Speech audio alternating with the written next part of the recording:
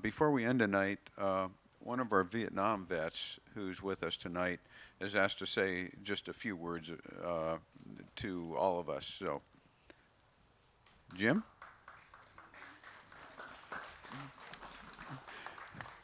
This is Jim Hardy, who's a new friend of mine and an Army combat veteran who is an artist and combat photographer. So, Jim? Thank you, Jerry. When I got out of the Army in I'm a World War II veteran. I was born in 1944. World War II era veteran, I guess. So,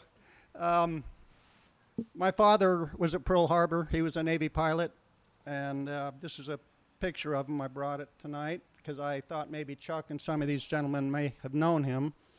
And they worked with him, but they didn't know him at the time.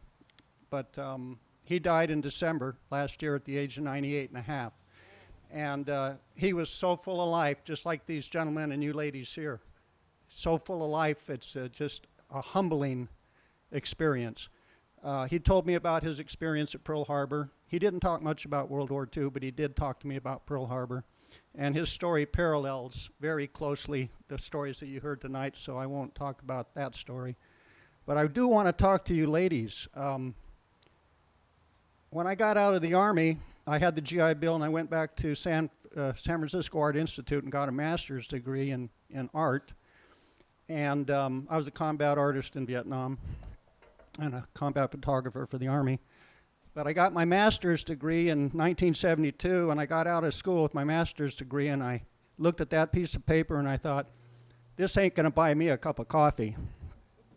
And I went down to John O'Connell Welding School in San Francisco, and I learned how to weld. And I'm a Local 6 Boilermaker. And I welded for 25 years with the Boilermakers and the pile drivers. And when all the shipyards closed down in San Francisco, I became an inspector. And the last 15 years, I was a retrofit steel inspector on the Golden Gate Bridge, busting a lot of the rivets and putting in high-strength bolts. So I got a nice pension out of that, and things turned out really well for me. But what I want to say about the welders, the women, I taught at Hunters Point in the evenings for the Boilermakers Union, and the best welders were the women. And you know why? Do you know why? Because women pay attention to detail, and they know how to sew, and they know how to cook, and they're clean. Men are not that way, overall.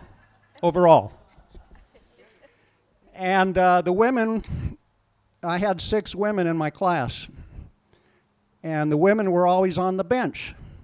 They weren't being dispatched to the jobs. And I wrote a letter to the union, to my bosses. I said, look, you got to put these gals to work. And they said, Hardy, just teach welding. You let us worry about who we dispatch. But I prevailed. I kept working at it, and I got them all out there on the jobs. And before I leave tonight, I would be so honored if I could have a picture of me with you ladies. Boilermakers. Thank you. Thank you, Jim.